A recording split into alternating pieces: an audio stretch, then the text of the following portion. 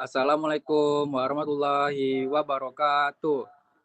Perkenalkan, nama saya Aji Pratama dengan NPM 251010105. Yang terhormat Bapak Dr. Insinyur Abdullah Merjani STMT selaku dosen pengampu. Di video Zoom kali ini, saya akan membahas tentang polimer.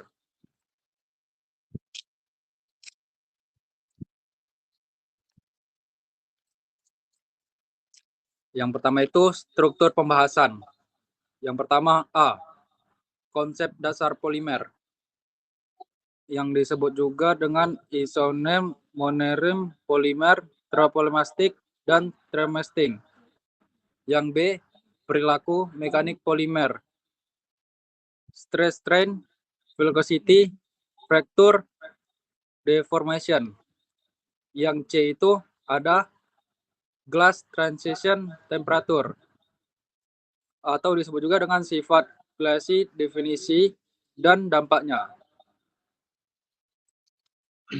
Yang selanjutnya itu ada isomerism, monomer, dan polimer. Isomerism senyawa hidrokarban dengan komposisi sama dapat memiliki susunan atom atau struktur yang berbeda. Contohnya itu contoh dan dampak konfigurasi isotonik, sidiotik, atatik pada polipropylene. Selanjutnya itu ada monomer, yaitu unit kecil tunggal yang menjadi bahan dasar pembentuk rantai polimer. Contoh dan dampaknya itu adalah ethylene atau C2H4, monomer pembentuk polyethylene atau PE. Selanjutnya itu ada polimer, material yang tersusun dari unit berulang atau monomer yang membentuk rantai panjang makromolekul. Contoh dan dampaknya itu ada plastik botol atau PET, kantong plastik atau PE, ban karet, kabel PVC. Baik, materi selanjutnya yang dijelaskan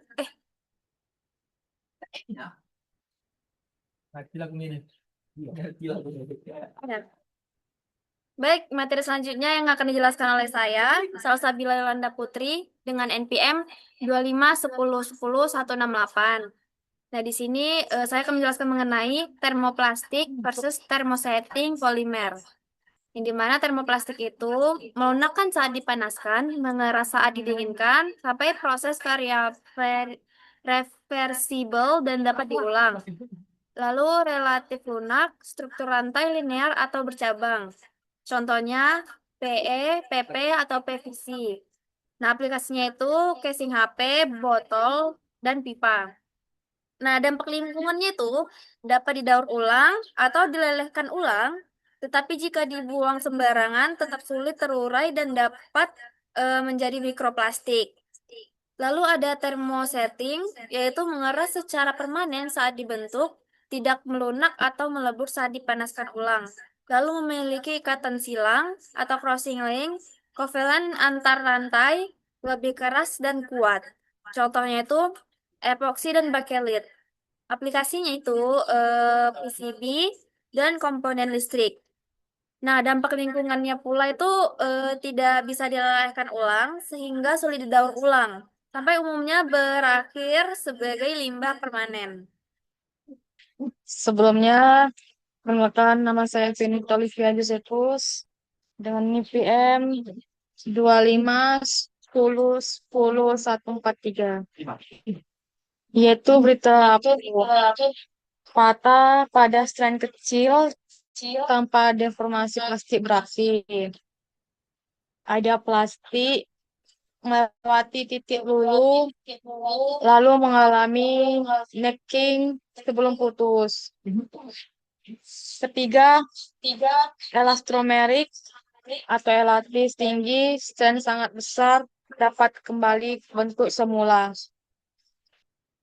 Kemudian ada viskolasitas, yaitu perilaku mekanik polimer yang berada di antara elastis murni langsung kembali ke bentuk semula, dan viskos murni deformasi permanen seperti cairan.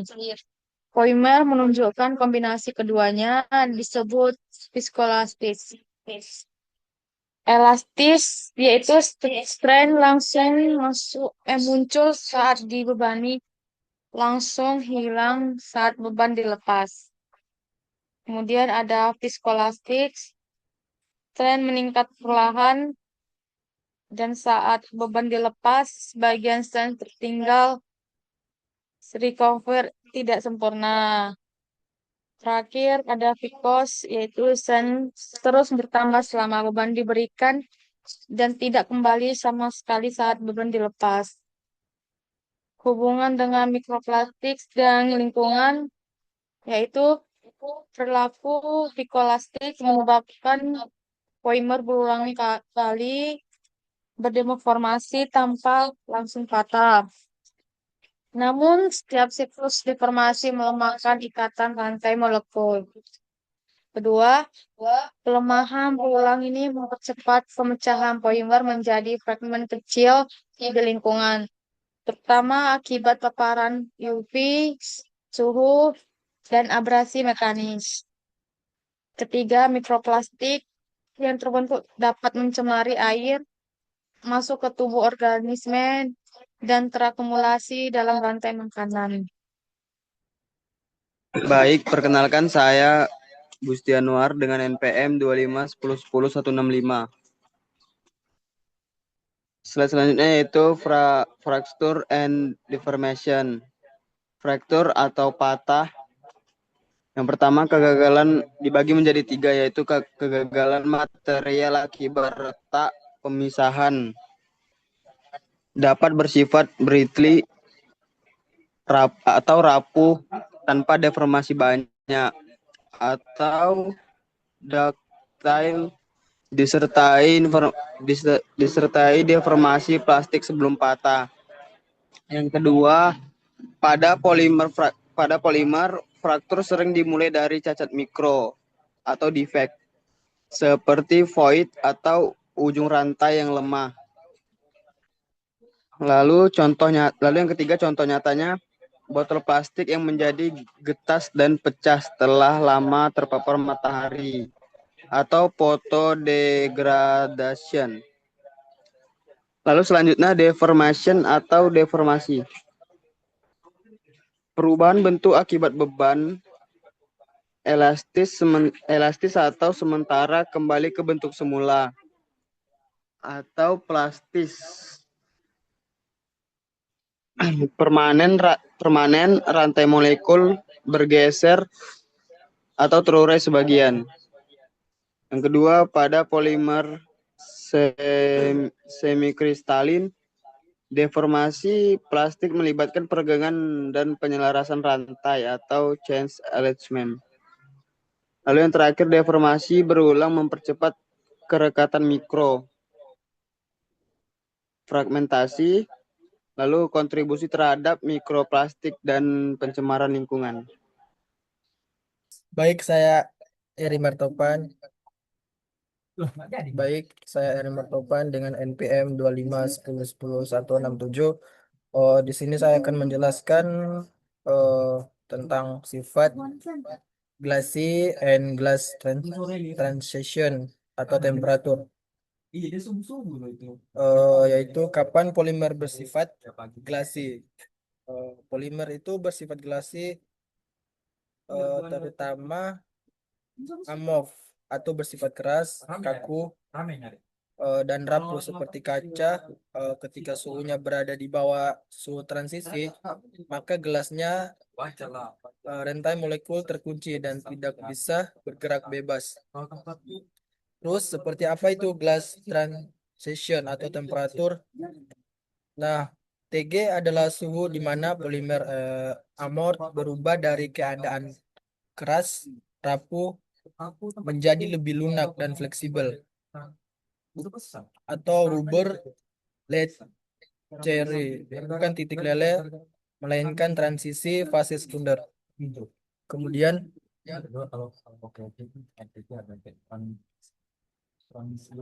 mengapa perubahan ini terjadi secara molekuler?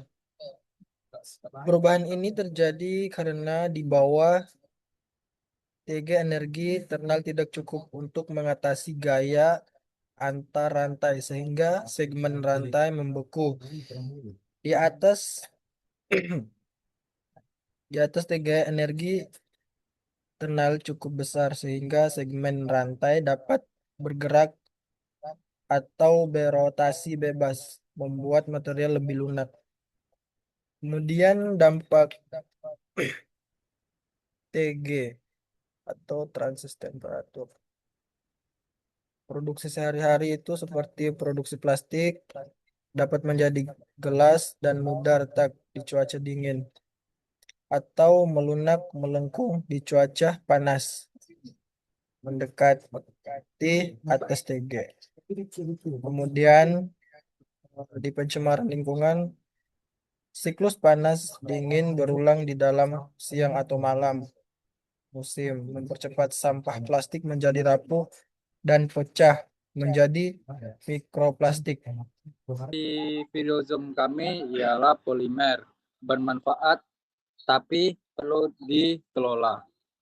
Yang pertama itu sifat mekanik polimer, yaitu stress, strain, viscosity, fraktur, menentukan seberapa cepat material terdegradasi dan berkontribusi pada mikroplastik. Yang kedua itu glass transition temperature, menjelaskan mengapa plastik berubah sifat atau getas atau lentur seiring perubahan suhu lingkungan. Yang ketiga itu pemahaman termoplastik versus termoset, penting untuk strategi daur ulang yang tepat. Sebagai calon teknik industri, pilih material yang tepat, rancang produk yang ramah lingkungan, dan dorong sistem sirkular ekonomi. Sekian dari presentasi video Zoom kami. Bila ada kekurangan mohon dimaafkan. Wabillahi taufiq walhidayah. Wassalamualaikum warahmatullahi wabarakatuh.